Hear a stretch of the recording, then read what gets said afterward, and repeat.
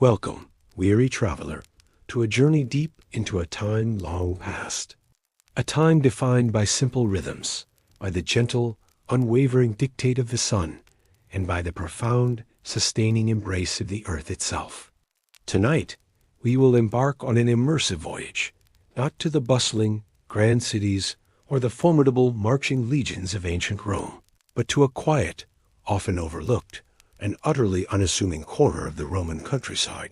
We will observe in painstaking, slow, and exquisite detail every nuance of a single day in the life of a Roman farmer. This day, like countless others before it and countless more to follow, is filled with unwavering routine, with the soft, almost imperceptible hum of nature, and with the steady, repetitive, utterly predictable tasks that have shaped human existence for millennia. Allow the soft, persistent whispers of this ancient history, this quiet, unchanging rhythm, to gently, irresistibly lull you into a profound, peaceful slumber. Our narrative commences even before the faintest glimmer of sunlight has touched the eastern horizon, deep within the tranquil, profound hours of pre-dawn. The air, crisp, clean, and imbued with the coolness of the earth's slumber, carries a faint, utterly subtle scent. It is an earthy aroma, born of damp soil, of the vast, sleeping fields awaiting the sun, perhaps mingled with the very distant, almost imperceptible whisper of wood smoke, a ghost from a neighbor's hearth somewhere far off, or merely the lingering memory of yesterday's dying fire in our own farmer's dwelling. The stars, countless in their silent, ancient majesty, still glitter with piercing clarity, sharp pinpricks of light in the vast, fading darkness above, each one a tiny, distant jewel meticulously set into the deep, velvety expanse of the night sky, their light traveling across unimaginable distances to reach us here, now. The world is held in an absolute stillness, a profound quietude that seems to absorb all sound. This silence is broken only by the most subtle, natural expressions of the sleeping landscape. There might be an occasional, gentle rustle of leaves, stirred by an almost imperceptible breath of wind, a barely felt tremor in the branches. This same soft sigh of the breeze, barely a whisper, might move through the ancient, gnarled branches of the olive trees nearby, their silvered leaves shimmering almost imperceptibly in the faint starlight. Or, from far off, a single, distant, almost imagined, hoot of an owl, a low, mournful, drawn-out call that melts into the pervasive silence, a sound that quickly fades and leaves the quiet deeper than before. This profound stillness is not merely an absence of sound. It is, in itself, a powerful, comforting presence. It feels like a heavy, enveloping blanket of quiet that settles deeply and comfortably over the land, undisturbed by the hurried, frantic pace of modern life, where every single moment seems to demand attention, to shout for recognition, to pull you from yourself. There is no urgency here, no pressing deadlines looming on a digital screen, no clamoring notifications from unseen devices, no insistent, jarring alarms. Only the slow, inevitable, and utterly dependable progression of time, meticulously measured, not by mechanical clocks, but by the turning of the earth itself, by the silent, unhurried, majestic march of the celestial bodies across the firmament. The darkness itself holds a comforting weight, a tangible presence, a gentle, all-encompassing embrace before the faintest, most hesitant hint of light begins its slow, gradual, almost reluctant return. It is a deep, velvety cloak that promises profound, uninterrupted rest, a sanctuary from all demands, all striving. This silence is not empty, not a void. Rather, it is vibrantly filled with the subtle, sleeping presence of the earth beneath us, with the unseen, tiny creatures of the night going about their quiet, secret business, perhaps a field mouse rustling almost imperceptibly in the dry grass bordering the narrow path, and with the vast, indifferent, boundless cosmos above, stretching endlessly into unimaginable distances, a silent, swirling tapestry of stars and galaxies. It is a silence that utterly invites deep, undisturbed rest, a quietude so rarely found in our bustling, clamorous contemporary world, a profound, all-encompassing sense of peace that permeates everything, seeping gently into the very stones, the very soil, and into the very air we breathe. Imagine now, with your mind's eye, this small, sturdy farmhouse. Humble in its appearance, yet built with an inherent strength, its walls crafted from sun-baked brick, their warm, earthy tones barely discernible in the deep dimness, its solid timber beams providing unwavering support. Its roof is carefully, meticulously thatched with straw, each golden, dried strand laid with an ancient, practiced skill, forming a thick, insulating, and protective covering that speaks of generations of knowledge. It sits nestled humbly, yet confidently, amongst the gentle, rolling hills, their soft, undulating contours softened further by the low, pre-dawn light, like sleeping giants draped in shadow. Around this quiet abode, the fields of wheat stretch out in all directions, dark and indistinct, a vast, silent expanse waiting patiently for the sun's awakening touch. Rows of grapevines, perhaps still bare and skeletal against the sky in winter, or just budding with tiny, nascent leaves in spring, stand in orderly, disciplined lines, promising future vintages of rich wine. And a small orchard of fig and apple trees, their intricate branches forming delicate, dark silhouettes against the gradually paling sky, completes the quiet, self-sufficient picture of this ancient homestead. There are no bright, artificial lights here to jar the eye, no harsh, glaring glow of electricity or gas lamps.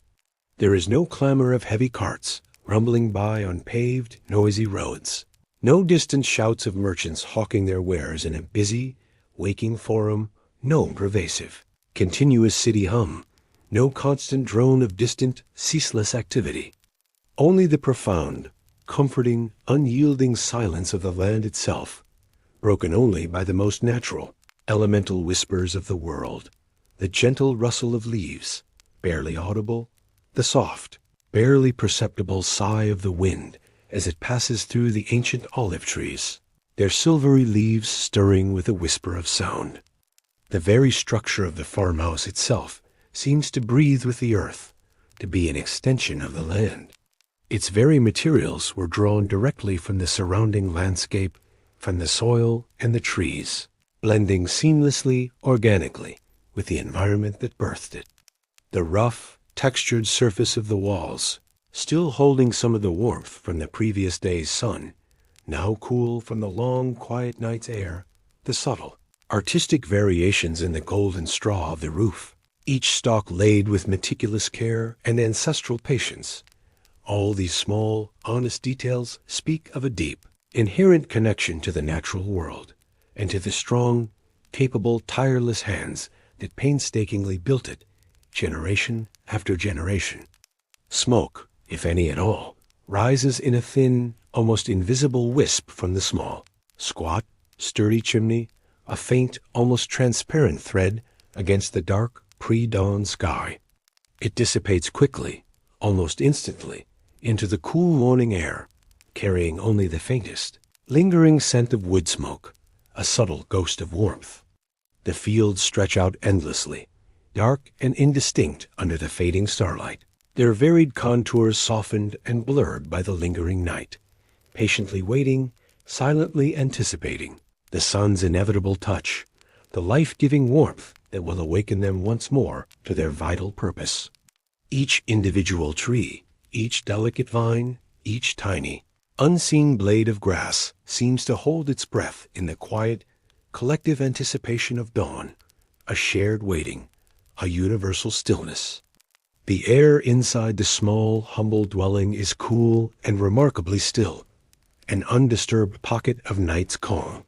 It carries the faint, lingering scent of wood smoke from last night's dying embers, a ghost of the fire's warmth, mixed with the wholesome, earthy, delicate aroma of dried herbs, perhaps lavender, thyme, or rosemary, hanging in neat bundles from the rough-hewn rafters above.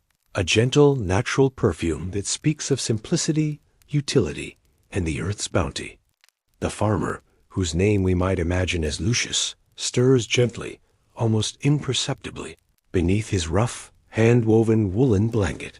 It is a slight, almost soundless shift in the profound stillness that fills the room, a barely discernible movement of fabric against itself.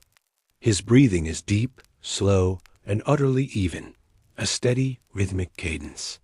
It is a testament to the profound sleep of honest, arduous toil, a deep, restorative rest truly earned through the day's physical effort and his intimate connection to the land. This is the sleep of one whose body is weary from productive work, and whose mind is clear from worldly complexities. The world outside is just beginning to yield its profound darkness, hinting at the coming light. There is a subtle, gradual paling of the eastern sky, a barely perceptible change from the deep, inky black to a soft, somber charcoal gray, a faint, unseen watercolor painting unfolding on the horizon, hinting at the hidden colors and vibrant life soon to be revealed. The darkness within the room is a deep, velvety black, a comforting void, slowly, imperceptibly, gracefully giving way to the softest, most ethereal shades of gray as the first tentative, hesitant light filters through the small, unglazed window openings. Perhaps a slender crack around the heavy wooden door allows a thin sliver of light, or a single small, high window set into the thick, protective wall admits a diffuse glow. The air in the room remains still, utterly undisturbed by any breeze, holding the gentle warmth of his sleeping body, a small, comforting pocket of warmth in the cool embrace of the early morning. He lies for a moment more, suspended peacefully between the fading world of sleep and the gradual return of wakefulness, his consciousness hovering in that serene space. His senses slowly, deliberately, begin to register the subtle changes in the environment, the gradual, unhurried return of full consciousness, a gentle awakening. The quietude of the house is absolute, a complete sanctuary from the demanding world, however peaceful and simple that world may be, a private, personal space for profound rest and essential renewal, a deep wellspring of peace. A faint, almost imperceptible shift in the light, perhaps the slightest softening of the utter darkness outside the window, a subtle easing of the night's firm embrace. This is not a sudden change, but an incremental, almost invisible transition, like the slow turning of a vast, ancient cosmic wheel. The deepest black gives way to a charcoal hue, then to a soft, almost translucent gray. The stars, though still visible, begin to lose their sharp, piercing intensity, fading slightly, as if their brilliance were being drawn back into the heavens. From very, very far off, beyond the fields and the distant tree line, a rooster crows. Its call is muffled by the immense distance and the still heavy, dew-laden air, so faint that it barely registers in Lucius's ears, like a sound heard fleetingly in a dream, a soft, sleepy call from far, far away, echoing faintly across the quiet, awakening fields, a sound that quickly dissipates, leaving the quiet even deeper than before. This is not an insistent, jarring wake-up call, but a gentle, ancient summons, a reminder that the world is stirring, quietly, patiently. Lucius sighs softly, a long, gentle exhalation, a slow, unhurried release of the night's stillness from his lungs, a breath that carries away the last vestiges of slumber. He does not rush to rise. There is no need for haste here, no urgent summons demanding immediate attention, no schedules to frantically adhere to. The day will unfold as it always does, as it always has, at its own measured, unhurried pace, guided by the sun's slow, majestic ascent towards its zenith. His body, inherently accustomed to the ancient rhythms of the sun and the turning seasons, begins its slow, gradual awakening, a natural, gentle return to full alertness, a smooth transition from the realm of dreams to the tangible reality of the coming day. There is no jarring alarm, no harsh, sudden sound to abruptly pull him from his deep rest. Instead, there is only the subtle, natural shift in the world around him, a smooth, Organic transition from the quiet peace of night to the gentle stirrings of dawn, a seamless progression. His eyelids flutter open, slowly, unhurriedly, revealing the dim, familiar outlines of his simple, Spartan room, the well-known shapes of his wooden cot, the dark rectangle of the hearth, the shadowy bundles of hanging herbs swaying slightly from the rafters. The quiet, rhythmic hum of his own breath fills the profound silence, a comforting, steady sound, a soft reminder of his own presence, his own quiet life unfolding.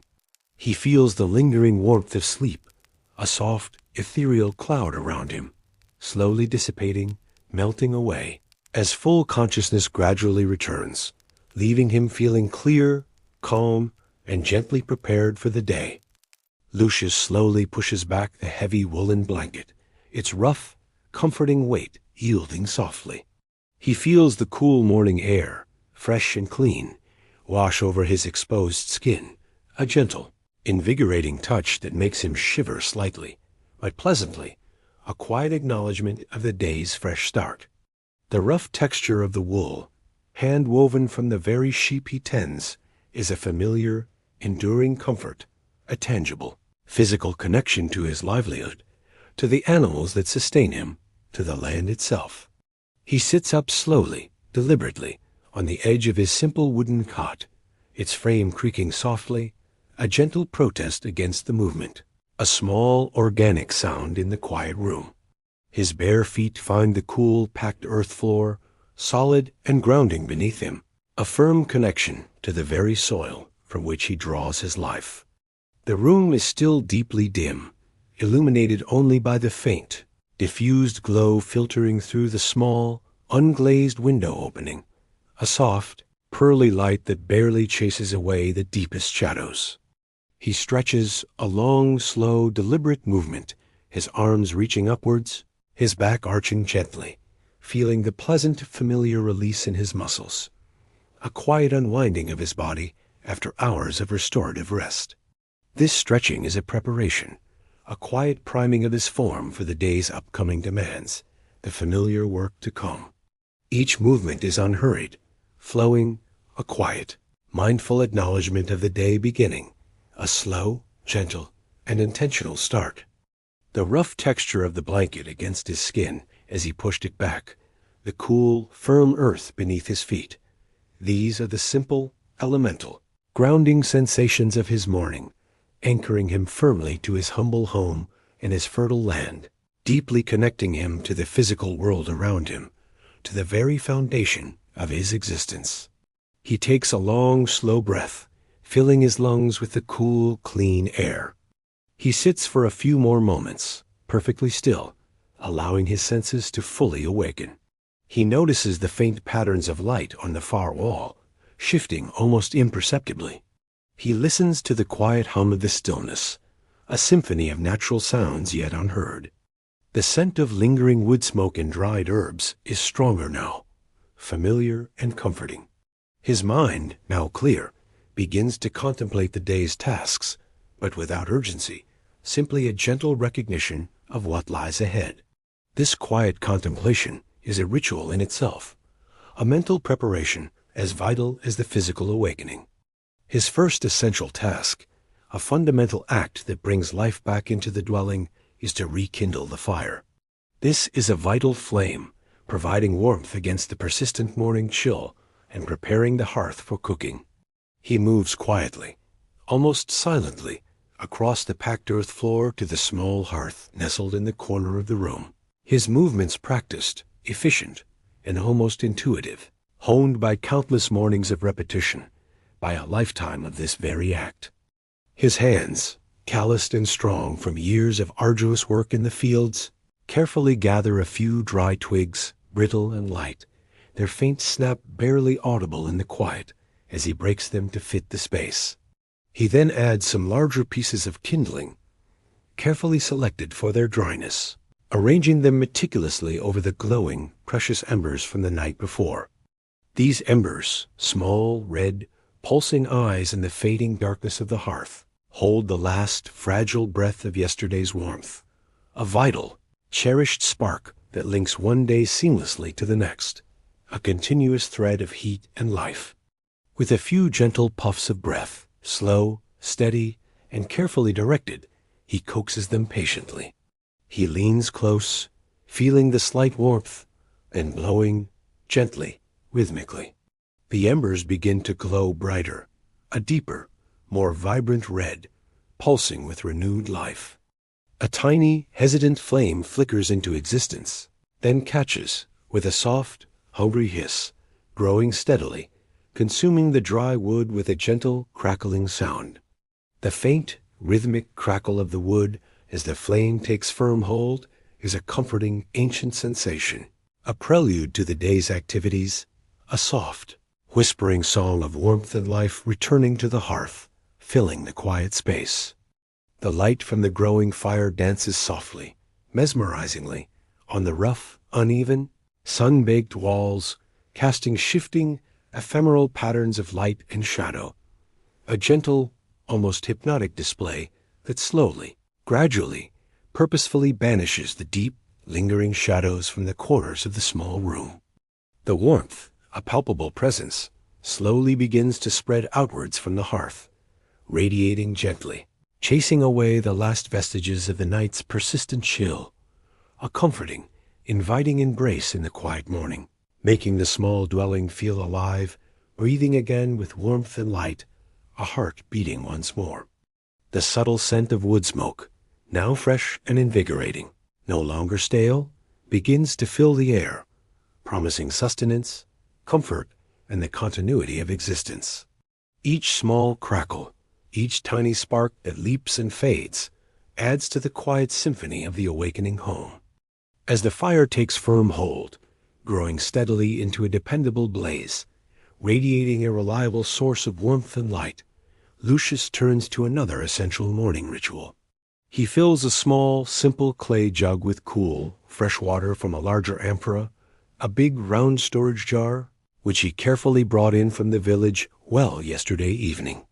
The water in the amphora is always kept cool, and the water in the jug is now almost bracingly cold, a sharp, refreshing contrast to the growing warmth emanating from the hearth, invigorating to the touch as it splashes gently. He pours some of this cool water into a small, shallow basin, also made of rough clay, and washes his face and hands. The cool water is a gentle, yet undeniable awakening, splashing softly, rhythmically, against the earthenware, a quiet splashing sound in the morning stillness. He feels the small, invigorating droplets on his skin, cleansing and refreshing, washing away the last traces of sleep, leaving his skin tingling, truly awake.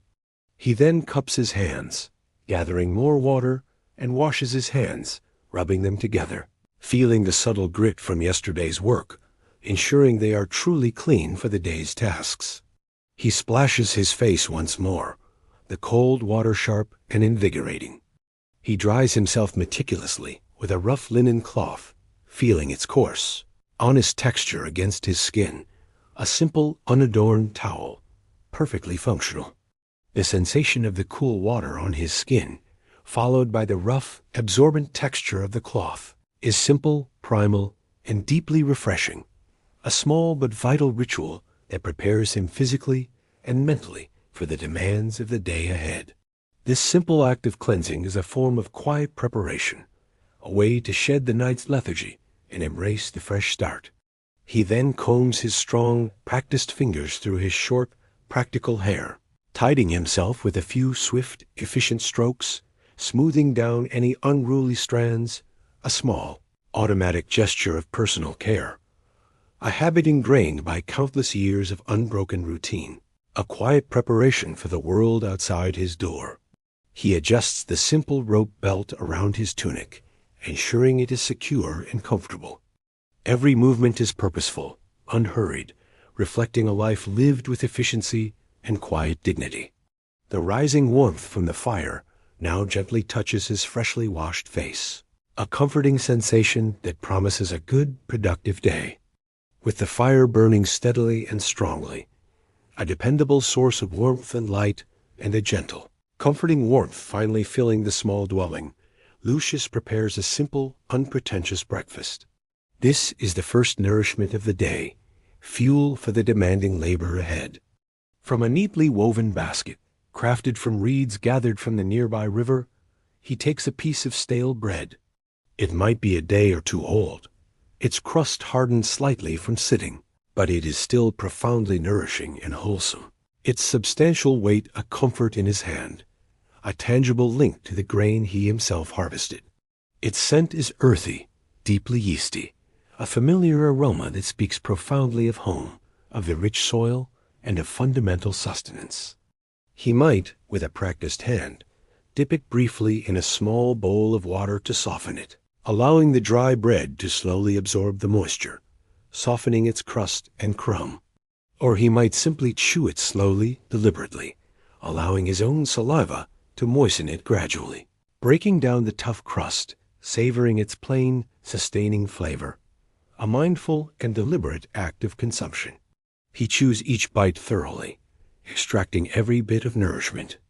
Alongside the bread, he carefully places a few dark, wrinkled olives, their oily surfaces glistening faintly as they catch the firelight, their salty, briny tongue a pleasant sharp contrast to the plain bread, a burst of sharp, invigorating flavor that awakens the palate and adds complexity to the simple meal.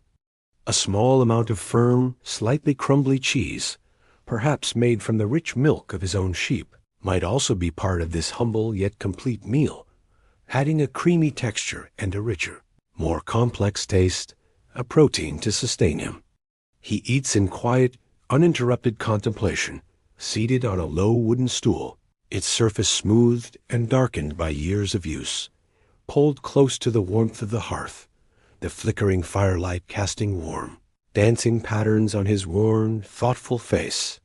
His gaze is steady, peaceful, perhaps looking out through the small, unglazed window opening, watching the sky lighten further, the first definite hints of a clear, pale blue appearing above the distant, gently rising hills, promising a clear and productive day. He can feel the subtle shift in the quality of the light, from the deep, rich blues of pre-dawn to the softer, brighter hues of early morning. There is no conversation here, no clamor of voices, no hurried distractions, no urgent demands on his attention. Just the simple, vital, and utterly present act of sustenance, a moment purely for himself, a profound connection to the food that sustains his very being. Each bite is savored, each texture noted, each subtle flavor appreciated with a quiet gratitude, a mindful engagement with his food, a deep connection to the earth's bounty that provided it. The slow, rhythmic chewing, the subtle, honest flavors of the bread, olives, and cheese, the profound feeling of his body being nourished and strengthened. These are the sole focus of these peaceful, early morning moments, a grounding experience that connects him intimately to the land and its generosity, to the cycle of life. The profound silence of the morning is broken only by the very gentle sounds of his eating, the soft, barely audible rustle of the bread as he tears a piece, the quiet, almost musical click of an olive pit against the rough clay bowl as he discards it. Small, organic sounds that blend seamlessly into the overall tranquility and peace of the farmhouse. He drinks deeply from his cup, a slow, deliberate swallow of cool, fresh water, feeling the liquid descend and warm him, hydrating his body for the day's labor. He prolongs the meal just enough, not rushing, allowing his body and mind to fully absorb the quietness and the nourishment. The simple tastes are pure, unadorned, and satisfying. The warmth from the fire is a comforting presence on his skin. He can feel his muscles, still slightly stiff from sleep, slowly loosening, preparing for the demands to come. This is a moment of deep personal quietude, a gathering of strength and focus before the day's outward activities begin. He notices the patterns of the grains in the wood of his stool, the rough texture of the clay bowl in his hand. Everything is simple, tangible, real. After finishing his simple, satisfying meal, Lucius carefully, meticulously cleans his eating utensils. A simple wooden spoon, smooth and worn from countless uses, its surface polished by time, and the small clay bowl, its surface slightly rough to the touch, handcrafted years ago. He uses a piece of rough linen cloth, perhaps the same one he used to dry himself, and a little cool water, wiping them clean with deliberate, unhurried movements, ensuring no trace of food remains. This is not just about cleanliness, but about respect for his few possessions, a testament to his meticulous nature. Everything is then put back precisely in its proper place, a testament to the order, simplicity, and efficiency of his life. Each essential possession has its own designated, unchanging spot, known intimately to him, ensuring ease of access and a sense of calm. There is a quiet, deep satisfaction in these small, repetitive acts of tidiness and order, a sense of readiness for the day's upcoming tasks, a mental and physical preparation for the work that awaits him, a pervasive feeling of being organized, prepared, and entirely ready. The light outside is now noticeably brighter, a soft, diffused glow indicating that the sun is nearing the eastern horizon, promising a full, long day of warmth and illuminating light, a fresh, clean beginning. The pale gray of the sky is giving way to delicate blues and soft, almost invisible golds at the very edge of the world. He takes another deep, slow breath, inhaling the mingling scents of hearth, dried herbs, and the fresh, nascent morning air, a profound sense of connection to his home and the land. He runs his hand over the smooth, worn surface of the wooden table, feeling the texture of age. He checks the small basket where he will place the eggs he gathers later, ensuring it is empty and ready. He glances at the tools he will need, mentally reviewing his plans for the morning. The quiet of the farmhouse is profound, a bubble of peace before he steps out into the wider, yet still tranquil world of his fields. He can hear the very faint, distant chirping of early birds, a soft, rhythmic chorus that begins to swell as the light increases. This moment of readiness is unhurried, a final breath before the work truly begins. With his body nourished and fortified, his mind clear and focused, Lucius prepares to step out from the comforting sanctuary of his home and immerse himself in the nascent day. He pulls on his simple tunic, its rough wool or linen fabric practical and durable, designed for the demands of hard work, unadorned and utterly functional, allowing for ease of movement and breathability in the warming air. He cinches it securely with a rope belt, tying it with a familiar knot that feels natural and firm in his calloused fingers. Then he slips his feet into sturdy leather sandals, their straps worn smooth by countless days spent treading the fields, molded perfectly to the unique shape of his feet, feeling like a second skin, comfortable and enduring. He takes a brief moment, a final, quiet pause, to survey his small, self-sufficient home, ensuring everything is precisely in its place. A final, unspoken check before fully immersing himself in the outdoor world. A brief moment of quiet reflection on his humble domain, his small, orderly, and entirely self-contained world. His gaze sweeps over the simple furniture, the clean hearth, the quiet order, a feeling of deep satisfaction. He opens the heavy wooden door, thick and solid, its well-worn hinges creaking softly, a familiar, comforting sound that marks the start of his active day, a threshold crossed. The cool, fresh morning air, invigorating and clean, washes over him, gently embracing his face and arms, carrying the clean, honest scent of damp earth and distant, nascent greenery, a smell of life and growth. The sky is now a soft, pearly gray, slowly, subtly tinged with the faintest hint of rose and soft orange in the distant east, a delicate watercolor of dawn, slowly, imperceptibly brightening with each passing moment. The sun is just beginning to peek over the furthest hills, casting a diffuse golden light. The dew lies heavy on the grass, a shimmering carpet of moisture, sparkling like a million tiny, perfectly cut diamonds in the growing light, each droplet catching the nascent sunbeams and reflecting them back in a brief, brilliant flash. The world outside is still profoundly quiet, but the birds are beginning their gentle, tentative chorus, a soft, melodic background hum, almost imperceptible at first, then slowly gaining in gentle volume, a quiet awakening of nature's symphony, a prelude to the full chorus of the day. The air carries the distinct, rich scent of damp earth, newly alive, and the fresh, sweet aroma of growing things, a potent, invigorating perfume that fills his lungs with each deep, slow breath, a wholesome, grounding fragrance that anchors him to his place. He steps out fully, the cool earth firm beneath his sandals. Lucius walks slowly, deliberately, along the path that leads from his farmhouse to his fields, his destination for the morning's toil. His footsteps are soft, rhythmic, crunching gently on the gravel path beneath his sandals, a familiar, reassuring sound underfoot that marks his measured passage, a steady cadence that reflects his unhurried pace. He observes the path itself, the small pebbles and bits of dried grass, the way the light falls upon it. He passes a small, sturdy shed, built of the same rough timber as his house, its door securely latched. This is where his essential tools are kept, a simple, functional structure. The tools, hanging neatly on wooden pegs inside, are out of sight for now, but he knows their exact placement, their weight, their balance.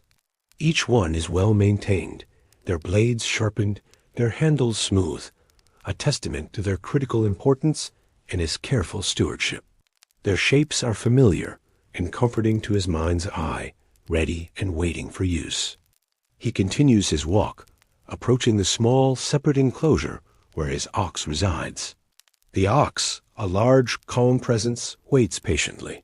As Lucius unlatches the wooden gate, its hinges creak slightly, a soft, familiar sound, announcing his arrival. He enters the enclosure, and the ox turns its massive head slowly, its dark, intelligent eyes blinking placidly, a picture of bovine calm and quiet strength, its loyalty evident. He speaks to the ox in low, soothing tones, a quiet murmur of greeting, a familiar connection. He leads the ox out, gently guiding it. The ox moves slowly, deliberately, its broad muscular form radiating quiet strength, its breath misting gently in the cool morning air, a large, reassuring presence by his side. The leather harness is old, supple, and fits the ox comfortably, worn smooth by years of shared labor, a visible sign of a deep, unspoken bond of trust between man and animal, a partnership of mutual reliance that has been patiently built and strengthened over many, many years. The ox's heavy, rhythmic steps create a soft thud on the earth, accompanying Lucius's own steady pace as they head towards the fields. As they reach the edge of the field, a vast expanse of dark, fertile earth, Lucius pauses. He brings the ox to a gentle halt, patting its sturdy flank. Now, the task of preparing the plow. He walks back to the edge of the field where he had left the plow, perhaps leaning against a boundary stone or a small pile of cleared rocks. It is a simple wooden implement, heavy and solid, with an iron share, its cutting edge gleaming faintly in the growing morning light, polished by use and meticulous care. He lifts the plow, feeling its familiar weight and balance in his strong, capable hands. The wood is smooth from countless seasons of use, its surface worn to a comfortable, almost warm patina. He carefully inspects the iron share, running his calloused thumb along its edge, ensuring it is still sharp enough for the day's work, capable of biting cleanly into the earth. If needed, he might quickly run a small whetstone over it, creating a soft, rhythmic shidash, shidash, shisound, a brief ritual of sharpening that ensures efficiency. With the plow ready, he carefully positions the ox. He attaches the worn, supple leather harness to the plow, securing the straps with practiced hands, ensuring they are neither too tight nor too loose, allowing the ox comfort and power. He checks the yoke, making sure it sits correctly on the ox's broad shoulders, distributing the weight evenly. This careful adjustment is crucial. A well-fitted harness means less strain for the ox and more efficient work. He takes hold of the plow handles, feeling the rough, honest texture of the wood beneath his grasp. He stands for a moment, poised, surveying the field before him. He visualizes the straight lines he will create, the rich, dark furrows that will transform the flat expanse into a canvas of potential. The cool air still holds the scent of damp earth, but now, mixed with the faint metallic tang of the iron share and the animal scent of the ox, creating a unique perfume of labor. He takes a deep, slow breath, feeling his own strength, his own readiness. The work is about to begin. The first crucial task of the day, as it often is in this season, is to work the soil, to prepare it for the new life it will soon embrace. Lucius begins the plowing. He sets the iron share into the earth, presses down firmly on the handles, and gives a soft, low command to the ox. The ox strains gently, its powerful muscles rippling under its hide, and begins to move forward, slowly, deliberately. The rhythmic creak of the plow, a steady, deep, wooden groan that speaks of effort, and the satisfying strain of heavy earth yielding, begins. This creaking sound is constant, a companion to his labor. The steady, heavy, deliberate tread of the ox, a deep, resonant thud on the earth with each step purposeful and unhurried, creates a slow, persistent rhythm.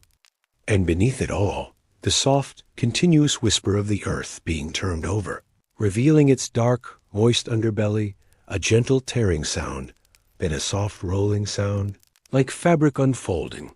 These are the core sensations and sounds of his morning. A quiet, primal symphony of toil and natural sound, a living connection to the ancient rhythms of the land. Each furrow he carves is straight, meticulously so, a testament to his unwavering hand and eye. Each movement of his body is precise and economical, wasting no energy, born of countless years of practice, a testament to his deep skill and unwavering dedication, a living art etched into the land itself. He guides the plow with a steady, unwavering hand, his gaze fixed not on his feet, but on the distant horizon, maintaining a perfect line. His mind is clear, calm, and singularly focused on the simple, vital task at hand. His thoughts centered entirely on the physical act of working the land, feeling the resistance and yielding of the soil, sensing its needs through the plow handles. The rich, deep scent of freshly turned earth rises, a primal, intoxicating aroma, potent and fertile, a profound promise of life and abundant future harvests, a smell of pure potential, earthy and clean. The earth, dark and moist, rolls over in a continuous flowing wave, like a slow-motion ocean, revealing the lighter, unturned soil beneath, a ribbon of fresh, dark earth stretching behind him. A slow, methodical transformation of the land under his hand, a testament to his patient labor. He walks back and forth, endlessly, patiently, across the field. The furrows grow longer and straighter with each pass, each journey across the expanse, a distinct, emerging pattern on the land, a visible testament to his methodical, unceasing work, his careful design. The sun climbs steadily higher in the sky, its light growing in intensity, and the shadows shorten, becoming sharper, more defined, then blurring again as the sun moves, a slow, diurnal dance across the landscape. The work is physically demanding, a constant pull and push, a continuous test of his endurance, but it is a familiar strain, a satisfying ache that settles deep in his muscles, a profound feeling of honest effort and enduring strength. His breathing is deep and even, a steady, comforting rhythm that perfectly matches the slow, measured pace of the ox and the plow, a synchronized, ancient dance between man, animal, and essential tool, a harmonious collaboration. He observes the soil carefully, constantly, noting its texture, its moisture content, its precise readiness to receive the precious seeds, a silent, intuitive communication with the land, a deep understanding of its subtle needs and desires. This deep, abiding connection to the land is central to his very existence, a constant, unspoken dialogue between man and earth, a profound bond forged through countless hours of labor and deep, abiding respect, a legacy passed down through generations, from father to son. He feels the subtle vibrations of the earth beneath his bare or sandal-clad feet, the warmth of the sun gradually intensifying on his back, the gentle, caressing breeze on his face, all part of this ancient, enduring rhythm, a complete, immersive presence in his environment, a feeling of being utterly at one with his world. He watches the progress of each furrow, ensuring its depth and straightness, his eye keen and practiced. The faint sounds of nature, the distant chirping of unseen birds, the buzz of an early bee, weave into the fabric of the quiet morning, a gentle backdrop to his toil. The sun has now fully emerged, a brilliant orb in the sky, casting long, soft shadows that stretch out across the fields, subtly shifting as the sun continues its ascent. The air is warming gently, a pleasant, comfortable warmth settling over the land, and the dew, which coated everything in the dawn, is beginning to evaporate, rising in faint, visible mists, leaving the leaves of the wheat and the vines glistening, each tiny droplet catching the light before vanishing silently into the air. Lucius continues his work, moving slowly, steadily across the field, his movements economical and precise, wasting no energy, each step, each action imbued with purpose. The rhythm of his labor is not merely physical. It is a profound meditation, a quiet dance with the land, a silent, unspoken communion that requires no words, no conscious thought, only presence. The light changes subtly, yet continuously, as the sun ascends higher into the sky, turning the landscape from the soft, muted pastels of dawn to clearer, more defined, vibrant hues, revealing the intricate details of the plants and the subtle, gentle contours of the land previously hidden by shadow. After a period of dedicated plowing, or perhaps if the season calls for it, a shift in the ancient calendar of farming, he might gracefully transition to other essential tasks. He gently leads the ox, his loyal working companion, back to its simple, sturdy enclosure, its thick wooden gate creaking softly as he unlatches it. He gives the ox fresh water from a large clay trough, the cool liquid sloshing gently, and a generous handful of fodder, perhaps dried hay bundled from a previous cut, or a carefully measured mix of grains, its earthy scent pleasant. The ox drinks deeply, its throat moving rhythmically as it swallows, then chews slowly, contentedly, its large dark eyes blinking peacefully, a picture of bovine calm and profound satisfaction, a quiet gratitude. Lucius runs a hand over its flank, feeling the coarse hair, a gesture of quiet affection and deep appreciation for his loyal, strong companion, a bond of mutual reliance that has been patiently built and strengthened over many, many years of shared labor. He secures the gate, the soft click of the latch echoing in the quiet. Next, his attention gently turns to the small, lively flock of chickens that scratch and peck tirelessly around the farmhouse, their soft clucking a constant, gentle background sound, a lively, comforting presence in the quiet yard. He walks slowly towards their coop, his footsteps soft on the packed earth. He scatters a handful of precious grain for them, releasing it in a slow, even arc from his palm, watching their quick, darting movements as they peck eagerly at the ground, their feathers ruffling and settling with each quick head bob, a flurry of feathered activity. The sounds of their contented pecking fill the air, a soft, scratching rhythm. He moves slowly and deliberately among them, carefully collecting the warm, smooth eggs from their hidden nests, his fingers gently probing the straw, feeling for the hidden treasures, the unexpected warmth. Each egg is a small, perfect treasure, a gift from the hens, varying subtly in shades of white and earthy brown, some delicately speckled, some perfectly smooth and unblemished, each one unique in its shape and feel. He places them gently, with utmost care, into a sturdy woven basket he carries, feeling their delicate warmth and fragile weight against his palm, a small yet significant bounty that will nourish his family for the coming day. He smiles faintly, a quiet satisfaction. Nearby, a few sheep graze peacefully in a small paddock, their woolly forms moving slowly, methodically, across the short grass, their heads down, intent on their feeding, their soft cropping sounds almost inaudible. Lucius checks on them, his gaze observant, quietly noting the quality of their wool, their general health and well-being, looking for any subtle signs of discomfort or injury, a vigilant, watchful shepherd. He might pause to mend a small section of the wooden fence that encloses them, noticing a loose peg or a splintered rail, using simple tools and patiently cut pieces of timber, fitting new wood into old with practiced, efficient hands, working carefully and methodically. His hands move with a fluid, practiced ease, fitting the wood together, securing it firmly with wooden pegs hammered in with a small, flat stone, a small but vital act of maintenance that ensures their continued safety and his own deep peace of mind.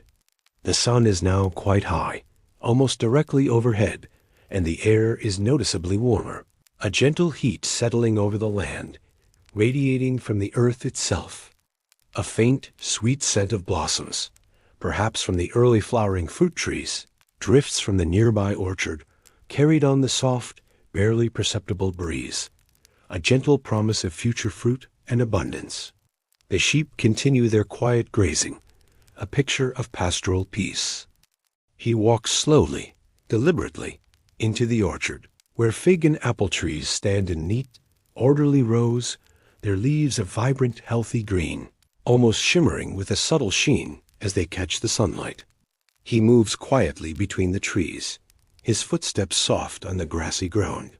This small orchard is a source of essential fruit, a sweet counterpoint to the grains and olives. He inspects the leaves carefully, his eyes sharp and discerning, trained by long experience to spot the smallest sign of disease or the subtle presence of pests, a tiny discoloration, a fragile, almost invisible web, a single withered edge. He might gently pluck a few withered leaves, dry and brittle, that cling stubbornly to the branches, or carefully, with precision, remove a small branch that is not thriving, or appears to be drawing energy unnecessarily, using a small, sharp pruning knife, its polished blade glinting briefly in the sunlight, making a clean, swift cut that encouraged new, healthier growth. His movements are precise, purposeful, reflecting a deep, inherent care for each tree, as if it were a living, breathing member of his own family, a silent conversation with the growing things, a profound, unspoken respect for their life and their purpose.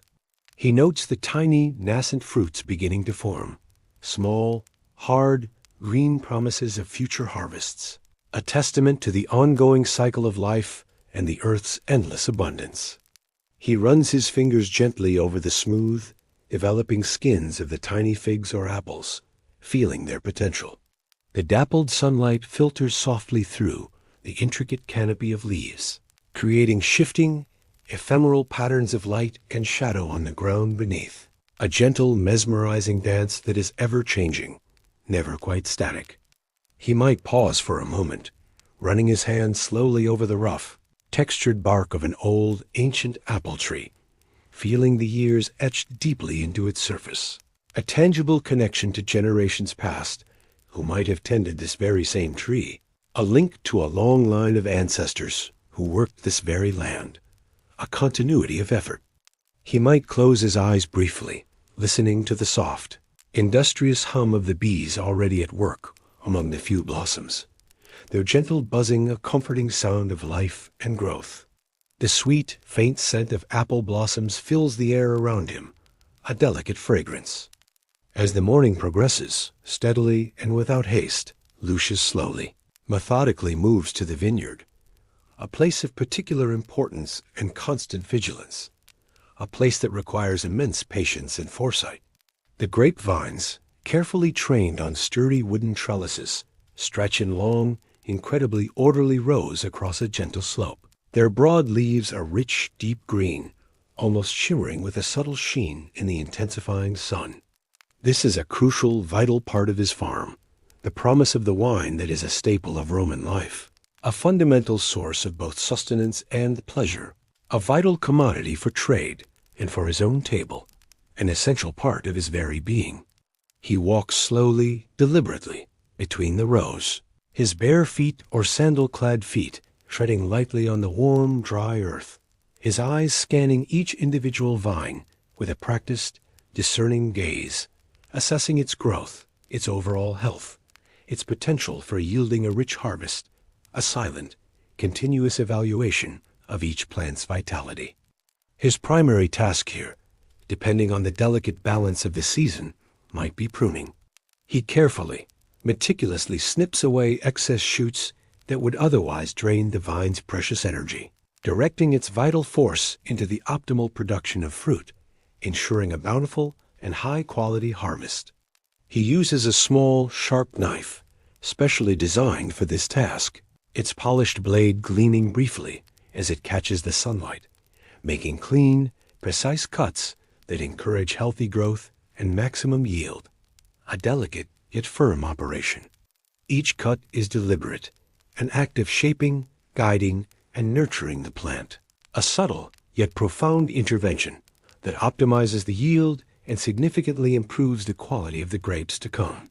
He might also be engaged in tying new growth to the trellises, gently securing the pliable young vines with slender strands of natural fiber, perhaps flax or hemp, ensuring they grow upwards, towards the sun, and receive ample light and air circulation, patiently guiding their steady ascent along the wooden supports. The feel of the rough, textured bark of the older, established vines, contrasting with the smooth, tender texture of the new shoots, the subtle, earthy scent of the grape leaves, green and faintly sweet. These are the intimate, grounding sensations of this dedicated work. A deep sensory immersion in the vineyard, a profound, living connection to the growing plant. He might hum a low, tuneless, almost meditative melody as he works, a quiet, unconscious accompaniment to his labor, a simple, unadorned expression of contentment and focus. Alternatively, if it is a different season, perhaps later in the spring or early summer, he might be deeply engaged in the meticulous task of weeding.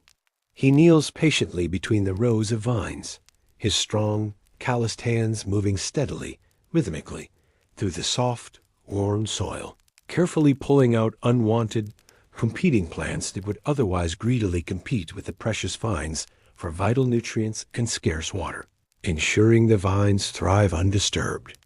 This is a slow, methodical, meticulous task, requiring immense patience and an unwavering attention to detail, a quiet, continuous battle against nature's wild, untamed impulse, a constant, necessary vigilance. He feels the cool, damp earth beneath his fingers, the subtle resistance of the weed roots as he pulls them free, some stubbornly clinging, some yielding easily, their fine roots clinging to the soil with surprising tenacity. Each removed weed is placed carefully in a small pile, destined to be later composted and returned to the earth as rich nourishment, or perhaps fed to the animals, ensuring that nothing, absolutely nothing, is wasted on his self-sufficient farm. Every part of nature serves a purposeful cycle. The repetitive, almost hypnotic motion of his hands, the focused, unwavering gaze on the soil directly before him, creates a calming, almost meditative rhythm, a state of deep flow that allows his mind to clear of all extraneous thoughts, leaving only the task at hand. The sun is now directly overhead, at its highest point, casting very short, almost non-existent shadows directly beneath him as the light is at its strongest, most brilliant intensity. The air is warm, thick, and utterly still, carrying the faint, sweet aroma of the growing plants, a complex blend of earth and green, a rich, natural perfume that fills the senses. There is a quiet, almost imperceptible hum of unseen insects in the distant air, a barely perceptible background presence, a soft, natural chorus that adds to the profound tranquility of the moment. Lucius works steadily, without any trace of hurry, his movements economical and supremely efficient, each action purposeful and deliberate, contributing directly to the health and productivity of his land. He is deeply, intimately connected to the land, understanding its subtle needs, its whispers, and responding with practiced, intuitive care, a silent, ancient language between them, a bond of mutual respect and dependence. The rows of vines stretch out before him, seemingly endless, a testament to consistent effort, unwavering dedication and foresight, a living tapestry of his hard work and ancestral knowledge. He might pause for a brief moment to wipe a bead of sweat from his brow with the back of his hand, feeling the intense warmth of the sun on his skin, a tangible reminder of the day's steady progress and the honest effort expended. He takes a slow, deep breath, the scent of earth and green life filling his lungs, then exhales just as slowly, a deep, cleansing breath. As the sun reaches its zenith, its highest point in the sky, casting the strongest, most brilliant light of the entire day, a pure, unwavering glow that bathes the entire landscape, Lucius feels the subtle yet definite shift in the air, a gentle, pervasive warmth that signifies true midday, the very peak of the day's heat. He slowly, deliberately straightens up, a gradual unfolding of his body, stretching his back and shoulders, feeling the pleasant, familiar release of tension from his muscles, a quiet unwinding after the long hours of continuous work. He walks back towards the farmhouse, his pace unhurried, steady, his sandals softly shuffling on the dusty path, a familiar sound. His mind is still quietly processing the morning's intense work, reviewing the tasks he has successfully completed and those that are yet to come in the afternoon, a calm, internal assessment, a mental inventory of his responsibilities. He finds a welcoming spot in the deep, inviting shade of a large, ancient olive tree, its venerable branches spreading wide, providing a comforting, leafy canopy, their silvery green leaves rustling softly, almost imperceptibly, in the faint, warm breeze, creating a gentle, whispering sound, a soft lullaby. The shade beneath the tree is cool and utterly inviting, a welcome respite from the direct, intense sunlight, a perfect pocket of coolness and profound tranquility. He sits down slowly, leaning his back against the rough, gnarled trunk of the old tree, feeling its solid, earthy coolness through his tunic, a grounding sensation that connects him to the land even in moments of rest. The air here, in the dappled shade, is still and calm, the light filtered and soft, creating a deeply peaceful ambience, a quiet sanctuary in the heart of the day. From a small, carefully woven bag slung over his shoulder, he takes out his midday meal, his simple lunch. It is as unpretentious and nourishing as his breakfast. More stale bread, its firm crust holding the flavors of the grain, perhaps a few more olives, dark and glistening with their own natural oils, their surfaces reflecting the soft light, and a piece of dried fruit, a sweet, chewy fig, or a soft, rich date, providing quick, natural energy for the afternoon ahead. He might also have a small amount of watered-down wine in a clay flask, a common Roman drink, refreshing and hydrating, its taste earthy and slightly tart, a simple yet deeply satisfying pleasure. He eats slowly, deliberately, savoring each bite, allowing the simple, honest flavors to unfold on his tongue, a mindful act of pure nourishment. The flavors are simple, wholesome, and deeply satisfying after the morning's arduous labor, providing renewed energy and strength for the tasks ahead. His gaze drifts calmly across his fields, observing the neat, orderly rows of crops, the distant hills, hazy and shimmering slightly in the intense midday heat, an almost ethereal quality to the far-off landscape. There is a quiet, deep satisfaction in observing the land he tends with such care, the slow, steady progress of the fruits of his effort, slowly coming to fruition, a living testament to his unwavering dedication and hard work, a tangible result of his tireless hands. There are no grand thoughts swirling in his mind, no complex plans or worries, just a quiet, profound appreciation for the present moment, the warmth of the sun on his skin, the gentle, caressing breeze, the simple, honest nourishment of his food, a pervasive sense of deep contentment and peace.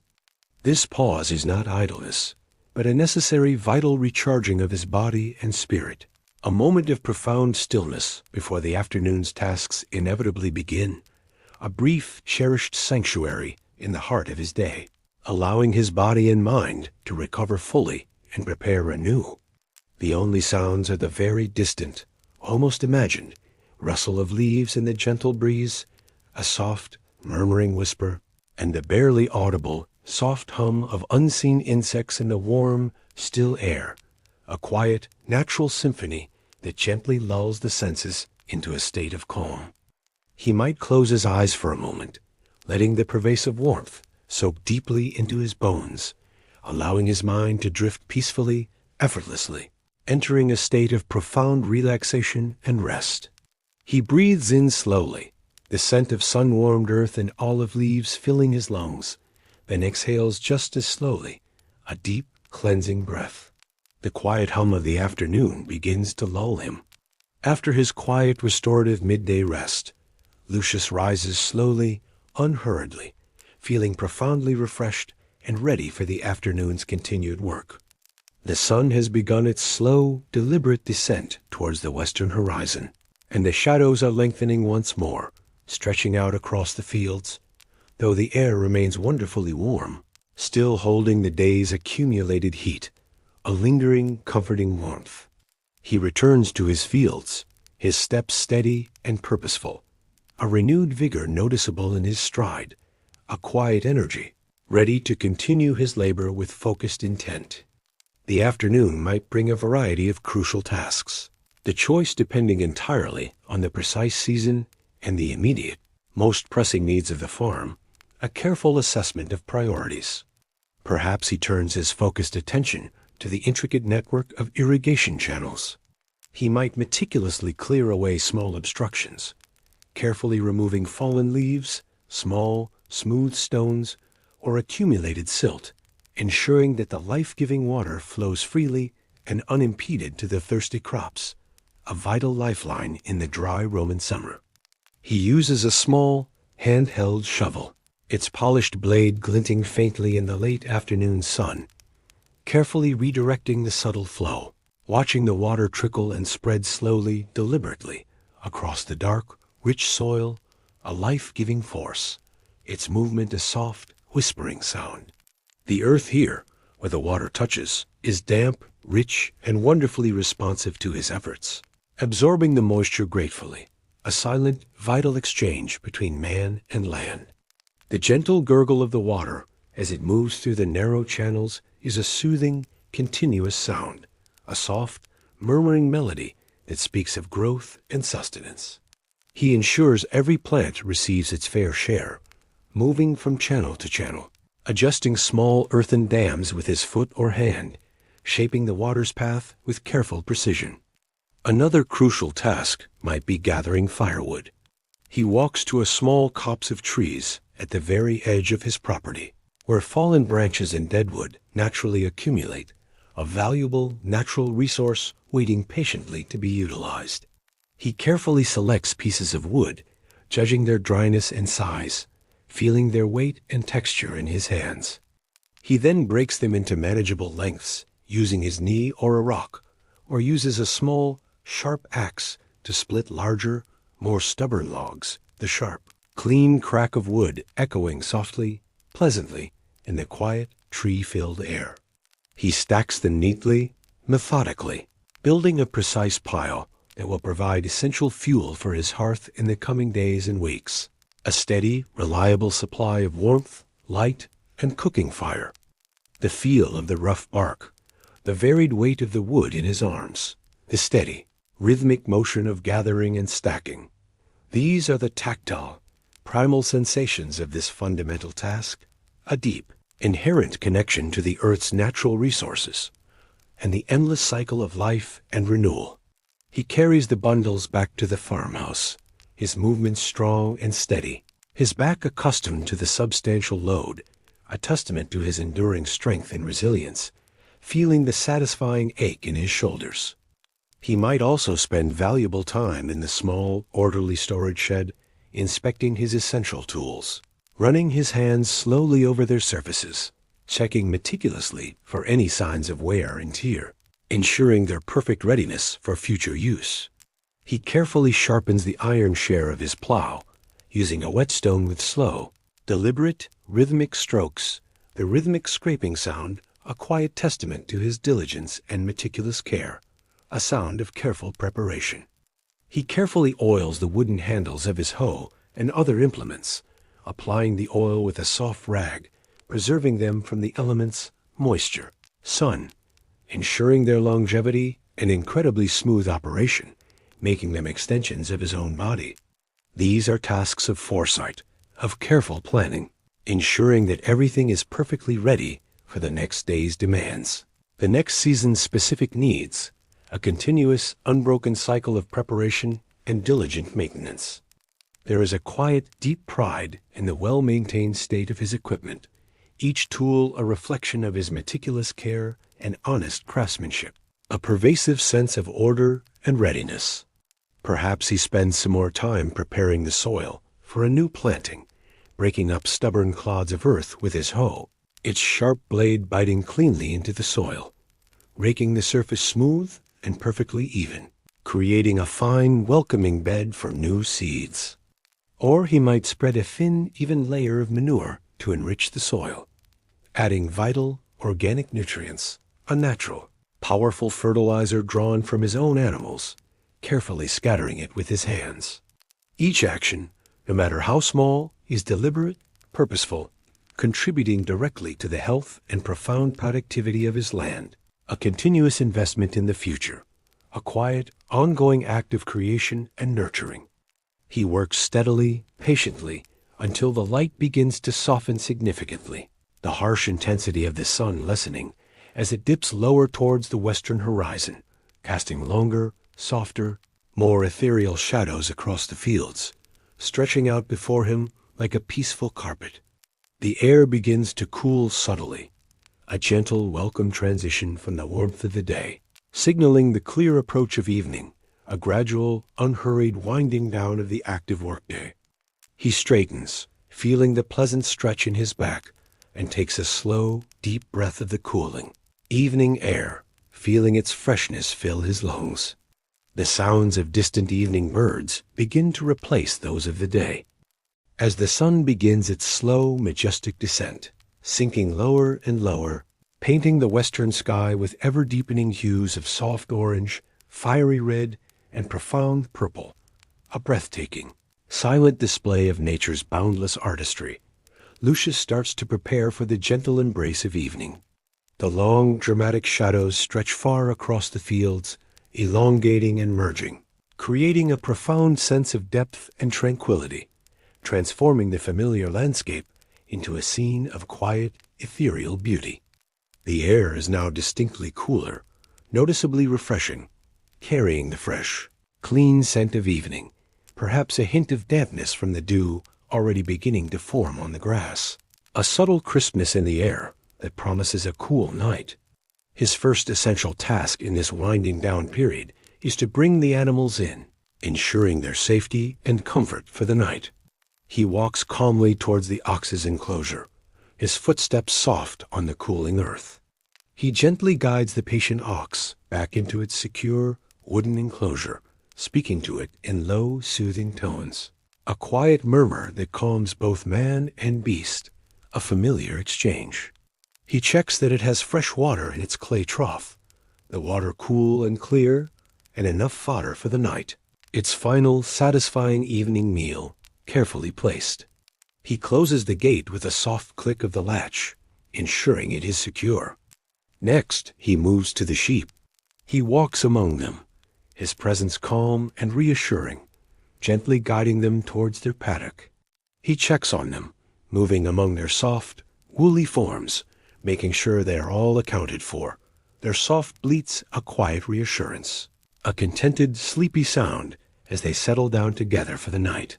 He ensures their paddock fence is secure, checking the gate, a final inspection. The chickens, too, are gently encouraged back into their wooden coop. Their daytime clucking gradually settles down as they find their familiar roosts, some fluttering briefly, others stepping carefully onto their perches. Safe from nocturnal predators, their soft chirps fading into silence. He closes their coop door, listening to the soft rustle of their feathers as they settle. These are quiet, familiar, deeply ingrained interactions, a gentle rounding up of his beloved charges, a final, essential act of care for the day, ensuring their safety and comfort before the deep night falls. The silence of the farm animals settling down for the night is a calming sound, a soft symphony of preparation for rest. Back at the farmhouse, the soft glow of the hearth provides a comforting beacon as the light outside rapidly fades. Lucius enters, shaking off the last chill of the evening air. He begins the humble preparations for the evening meal. This will be another simple affair, wholesome and satisfying, a final sustenance before rest. Perhaps a hearty porridge made from grains harvested from his own fields, cooked slowly over the embers, its aroma beginning to fill the room, a warm, comforting smell. Or a nourishing stew of humble vegetables from his small, productive garden patch. Earthy carrots, pungent onions, and leafy greens, freshly picked that afternoon, perhaps some dried beans added for substance. He might add some of the eggs collected earlier in the day, their shells still warm, gently cracking them into the pot, or a piece of the firm cheese, grated finely, enhancing the flavor and providing essential protein for his weary body. He uses a large, heavy clay pot, its surface smooth and darkened by countless meals cooked within it. He places it carefully over the dying embers of the fire that he rekindled this morning, arranging the embers strategically around its base to provide even, gentle heat. The flames, now small and gentle, lick softly at its rounded base, slowly heating the contents. The subtle, radiating warmth from the fire spreads through the room, a comforting, familiar presence as the outdoor air cools significantly, creating a cozy, inviting atmosphere within the small dwelling, a true sanctuary from the encroaching darkness and chill. The wholesome aroma of cooking food, simple and utterly wholesome, begins to slowly, gently fill the small dwelling, a comforting, honest scent of home, of nourishment, of peace, mingling with the lingering scent of wood smoke. He stirs the pot slowly with a wooden spoon, the soft scrape of wood against clay, a quiet rhythmic sound. After setting the evening meal to simmer gently, Lucius turns to a final, crucial act of the workday, cleaning the day's tools. This is not just about cleanliness, but about respect for his equipment and preparation for the next day's labor. He carries them from the shed, perhaps one or two at a time, to a small basin of water outside the farmhouse door, or perhaps just wipes them down with a rough cloth near the hearth. He wipes away any clinging soil, any residue from the day's labor, feeling the cool earth crumble beneath his fingers. He pays attention to each implement, the plow, the hoe, the pruning knife. Each is carefully attended to, their surfaces wiped clean with a damp cloth, their blades checked. He runs his hand over the smooth, warm wood of their handles, feeling their familiar contours. He ensures they are truly clean and dry, preventing rust and preserving the wood. Then he carries them back to the shed, returning them to their proper places. They hang neatly on their wooden pegs, waiting patiently for the next day's dawn, for the next cycle of work. This ritual of cleaning and putting away marks the precise end of the active physical workday, a profound winding down of physical exertion, a smooth, deliberate transition from effort and striving to rest and thoughtful preparation for the next cycle. As dusk settles fully and completely over the tranquil landscape, the very last vestiges of daylight, mere faint streaks of rose and gray, fade entirely from the sky, replaced by the soft, ethereal, silvery glow of the moon, if it is present and high enough, and the gradual, silent emergence of the stars, one by one, like tiny, distant lamps being lit in the cosmic darkness, each one piercing the blackness with its tiny, unwavering light. The air is cool, still, and profoundly peaceful, carrying the faint, sweet scent of night-blooming flowers, a delicate perfume carried on the evening breeze, or the fresh, clean dampness of the earth. A different set of aromas than those of the busy day, more subtle, more profound, more mysterious. The world outside is utterly quiet, a deep, pervasive silence that invites introspection, a profound, calming stillness that settles over everything, a blanket of quiet that promises true rest. Inside the farmhouse, the fire, now reduced to a glowing heart of embers, its flames long gone, casts a warm, flickering, reddish glow, the only source of light in the deepening indoor darkness. This soft, shifting light dances gently on the rough, uneven, sun-baked walls, creating changing, ephemeral patterns of light and shadow, a gentle, almost hypnotic play that soothes the eye and the mind. Lucius sits quietly by the hearth, perhaps enjoying the last, lingering warmth after his simple, nourishing evening meal, feeling the gentle heat on his face and hands, a comforting sensation that radiates inwards. He might mend a small tear in his tunic, his strong, calloused fingers moving carefully, deliberately, with needle and thread, the soft scrape of the needle through fabric, a quiet, repetitive task that requires focus, yet allows the mind to drift. Or he might simply sit, perfectly still, his body at rest, observing the mesmerizing, dancing glow of the embers, their slow, quiet collapse, his mind settling into a profound, peaceful stillness, utterly free from the day's demands, from any thoughts of tomorrow. There is no urgency here, no need for conversation, no pressing tasks, just the quiet, comforting presence of his humble home and the gentle, radiating warmth of the dying fire, a sanctuary from the encroaching night, a haven of deep peace and contentment. As he performs these last outdoor tasks, the light outside fades slowly, gracefully, almost reluctantly. The vibrant colors of the western sky deepen from fiery oranges to profound, velvety purples, and finally to the first, soft hints of twilight blue, as deep, enveloping night slowly but surely claims the sky, extinguishing the last remnants of daylight. He watches this transition with a quiet sense of awe, a daily miracle. The air grows cooler still, carrying the increasing dampness of dew forming on the fields.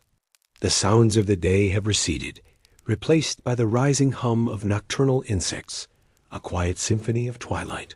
He continues to sit by the dying embers, perhaps for a long, unmeasured stretch of time. His breathing becomes deeper, slower, matching the quiet rhythm of the embers, a soft, steady flow. He might close his eyes, not yet for sleep, but for profound rest, allowing the sounds of the night to filter in gently. The distant hoot of an owl, now closer, more distinct, the rustle of a nocturnal creature outside, the soft whisper of the wind through the eaves of the roof. His thoughts are not of complex matters, but of simple, fundamental things. The feel of the soil between his fingers, the warmth of the sun on his back, the scent of the freshly turned earth, the taste of the bread and olives. He mentally reviews the day, not in a critical way, but as a quiet, appreciative inventory of tasks completed, of honest labor performed. The straightness of the furrows, the health of a young vine, the number of eggs collected, small satisfactions that accumulate into a deep sense of accomplishment. He might shift slightly on his stool, feeling the pleasant ache in his muscles, a testament to his physical effort. It is a wholesome tiredness, not the weariness of stress, but the deep contentment that comes from contributing directly to his own sustenance, to the life of his family, to the bounty of the land. This quiet contentment is a form of gratitude and unspoken thanks for the simple gifts of life. The crackle of the last embers becomes less frequent, softer, quieter, a gentle fading into silence. The room grows cooler as the fire's warmth slowly dissipates, but the lingering warmth in his body, absorbed from the day's sun and the evening's fire, keeps him comfortable. He feels a profound sense of peace settle over him, an inner calm that mirrors the outer stillness. The world outside, under the vast, star-filled sky, is utterly asleep, and he is preparing to join it. His body feels heavy, grounded, ready for true rest. With a slow, deliberate movement, Lucius rises from his stool, stretching once more, a final gentle unwinding of his body. He moves towards his simple sleeping arrangements, his steps soft on the packed earth floor. He takes a moment to smooth out his woolen blanket on the cot, fluffing the coarse fabric, making it ready and inviting for his body, a small act of care for himself. The rough texture of the wool feels familiar under his hands, promising comfort. The day's labor has been honest, arduous, and profoundly fulfilling, and his body is tired in a deeply satisfying, wholesome way. It is a pleasant, bone-deep exhaustion that promises true, uninterrupted rest. He feels the comforting weight of the day's work in his limbs, a pleasant, heavy weariness that promises deep, restorative sleep, a complete, willing surrender to rest, allowing his body to heal, to rejuvenate, to prepare for another day of similar rhythm and purpose.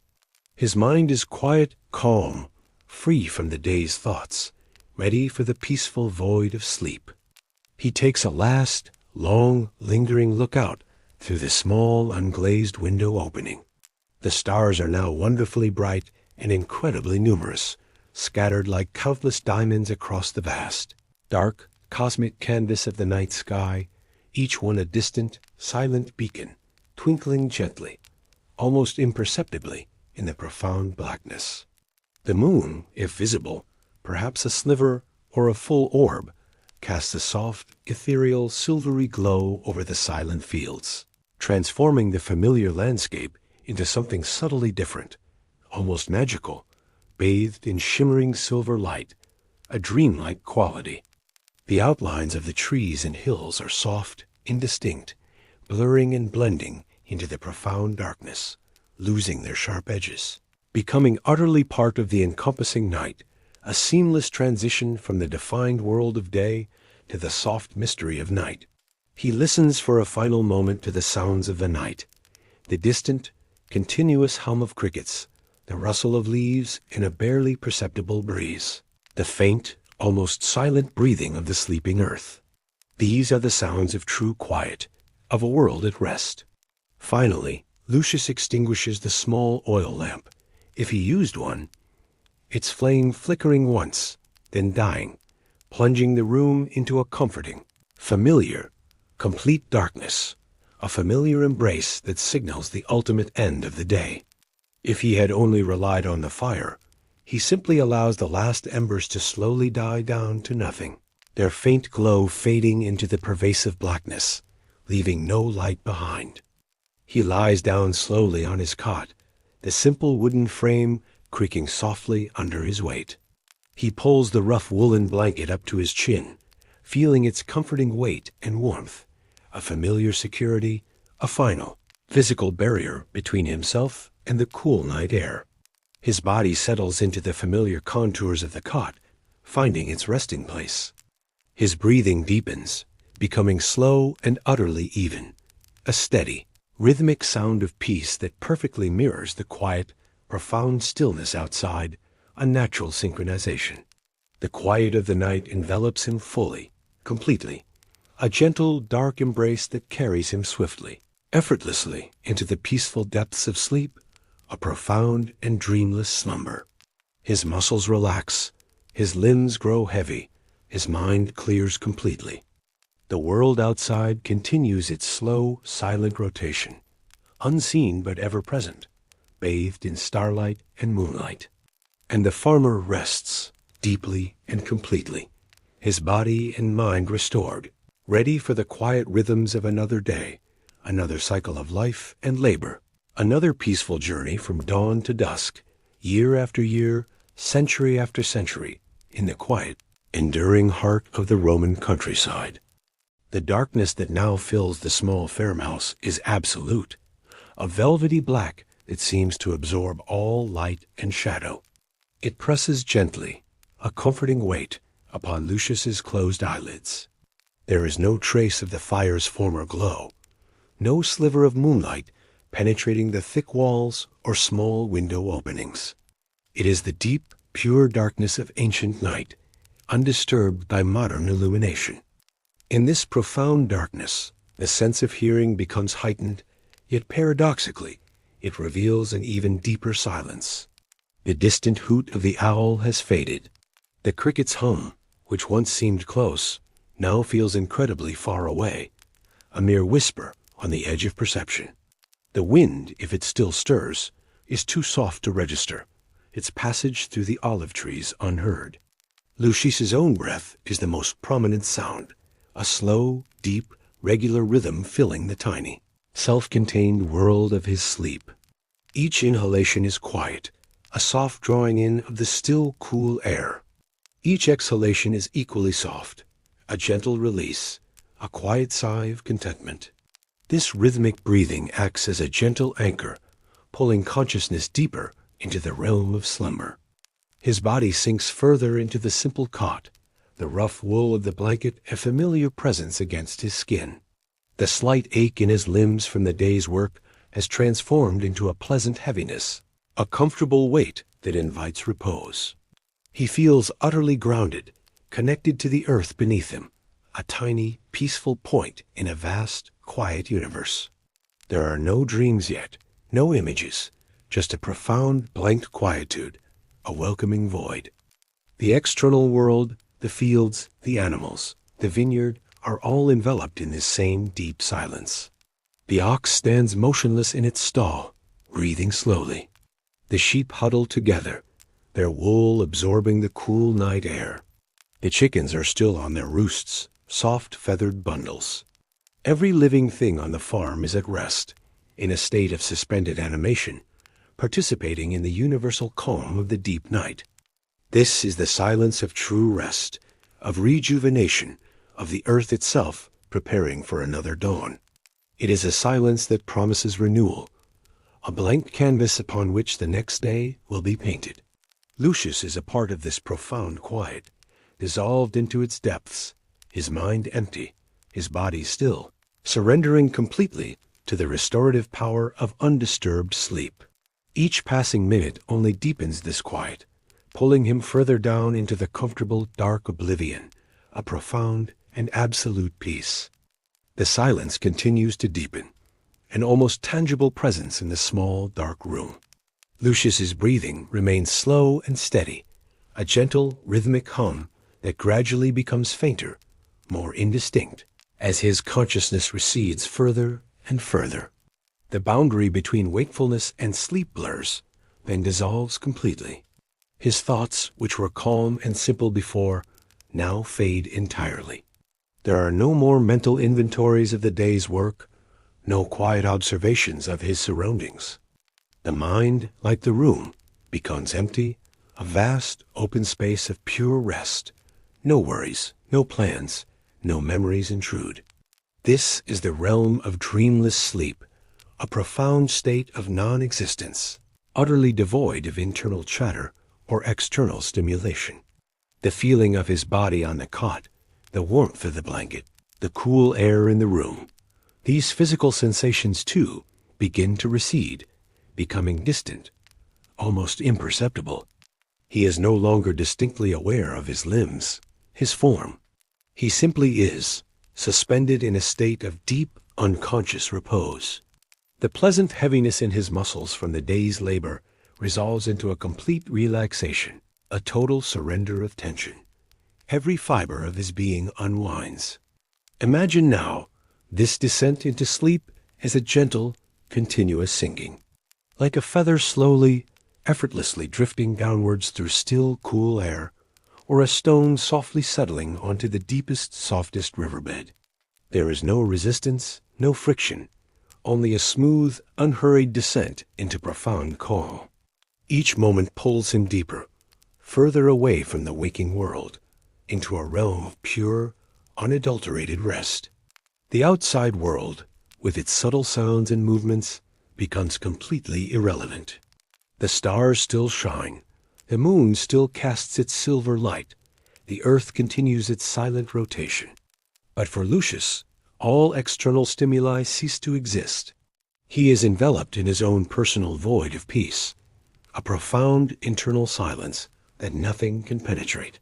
This deep, dreamless state is the most restorative form of sleep, allowing the body and mind to completely reset, to gather energy anew for the coming dawn. His brain waves slow, his heart rate steadies, his breath becomes almost imperceptible. He is a part of the deep night, indistinguishable from the quiet earth, a single point of peace in the vastness. This utter stillness is the ultimate goal, the deepest peace, a calm that knows no end until the very first faint hint of light returns with the new day. He is truly, perfectly asleep. And so we linger for a final moment in this profound, all-encompassing stillness. Lucius, a Roman farmer, lies in the deepest, most restorative sleep, his body utterly at peace, his mind a tranquil void. The world outside his small farmhouse is equally quiet, shrouded in the cool, silent embrace of the deepest night. The stars continue their slow, majestic procession across the vast, inky canvas of the sky, each a distant, silent beacon, their light traveling for millennia to reach this peaceful corner of the earth. The moon, if present, casts its ethereal, silvery glow over the silent fields, transforming the familiar landscape into a dreamlike vision, outlines softened, details blurred by the gentle, luminous haze. Below, the fields lie fallow or planted, waiting patiently for the sun's return, their dark earth holding the promise of future harvests. The ancient olive trees stand as silent sentinels, their gnarled branches reaching towards the heavens. The grapevines sleep, their intricate patterns of wood and leaf holding the potential for sweet vintages to come. The animals on the farm are similarly at rest. The ox stands motionless in its stall, breathing slowly and deeply. The sheep are huddled together in their paddock, woolly forms indistinguishable in the darkness, their gentle breaths barely stirring the cool air. The chickens are quiet on their roosts, small, feathery bundles of stillness. Every living thing on the farm, and indeed for miles around, is enveloped in this profound calm, participating in the universal quiet of the deep night. This absolute stillness, this deep, dreamless slumber, is the essence of true restoration. It is the time when bodies heal, when minds reset, when the energy for another day is quietly, patiently gathered. There is no anxiety here, no regret for the past, no anticipation for the future, only the perfect, unwavering present of complete repose. As the hours of night slowly, imperceptibly, unfold, the earth continues its silent, relentless rotation, carrying Lucius and his humble farm through the darkness. The cool air holds the scent of damp soil, of deep quiet, of the promise of dawn. This deep peace will hold until the very first, faintest hint of light, the softest touch of gray on the eastern horizon, begins to stir the world once more. Until then, all is quiet, all is still, all is peace. Rest well, weary traveler. May the deep, enduring tranquility of this ancient Roman night guide you into the most profound and peaceful of slumbers.